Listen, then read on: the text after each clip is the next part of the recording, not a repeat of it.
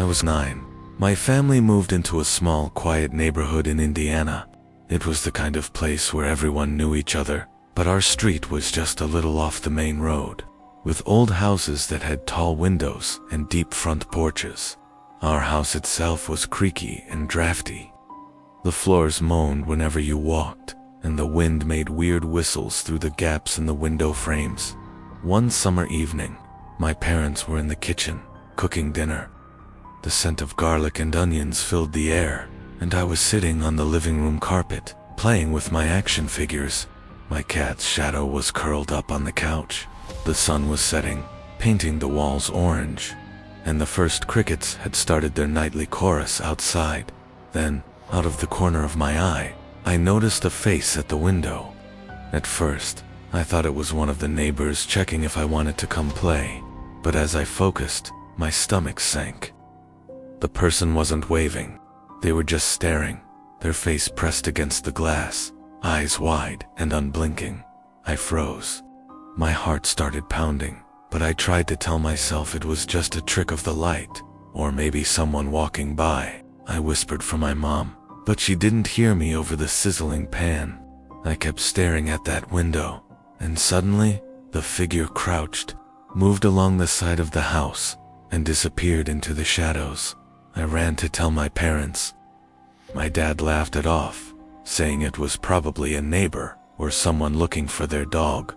I wanted to believe him, but I couldn't shake the dread that lingered in the room. A few weeks later, the news reported that a man had been arrested for peeping into homes on our street. The exact same street. The thought made my blood run cold. I never went near the windows again after dark, and even today, if I see a face in a window, I feel that same tightness in my chest, that creeping fear of being watched. The terrifying part, I never found out what that man would have done if he had gotten inside. When I was 7, I had my own bedroom. The room was small, with green walls and a tiny closet that held my clothes and toys.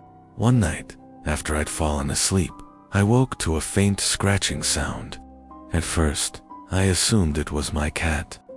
Shadow often jumped on the closet door when she wanted to play, but this scratching was different. It was slow, deliberate. It sounded like something trying to get out or maybe get in. My heart started racing. I pulled the blankets over my head, telling myself it was nothing. But then came the whisper, "Come closer." I froze. My blanket felt impossibly heavy, as if something was pressing down on me. I wanted to scream, but no sound came out. I lay there, paralyzed, trying to convince myself it was a dream. Morning came, and I told my mom what happened. She smiled, kissed my forehead, and said it was probably the wind. That made me feel foolish, but deep down, I knew it wasn't the wind. The scratching returned almost every night, always around 3 a.m.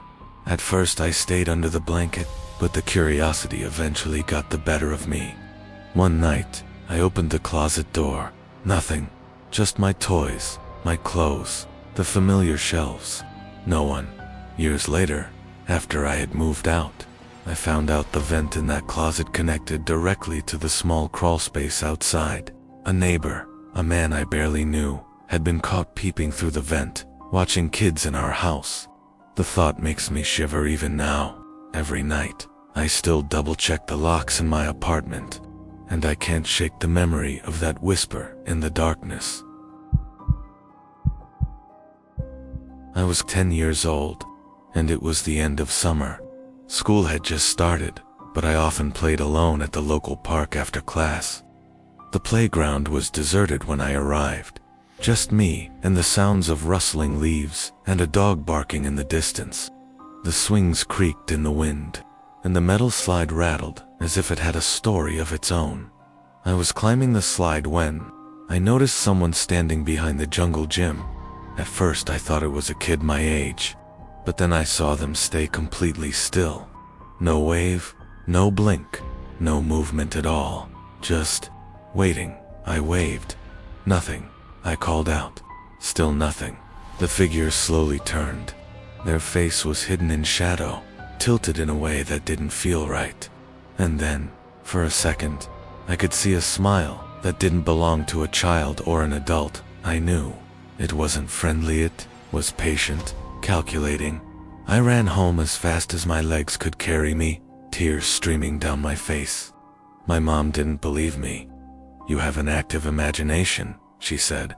I tried to forget it, but years later, I found out that a man had been arrested for stalking children at that same park during the exact summer.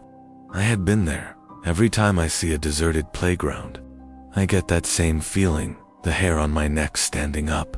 That cold realization that someone could be hiding in the shadows, watching, waiting. Even now, the memory is vivid. I still get a chill thinking about how close I came to seeing what that man could do if he had followed me. Maybe those childhood fears weren't just in our heads. Have you ever experienced something you still can't explain? Tell me in the comments.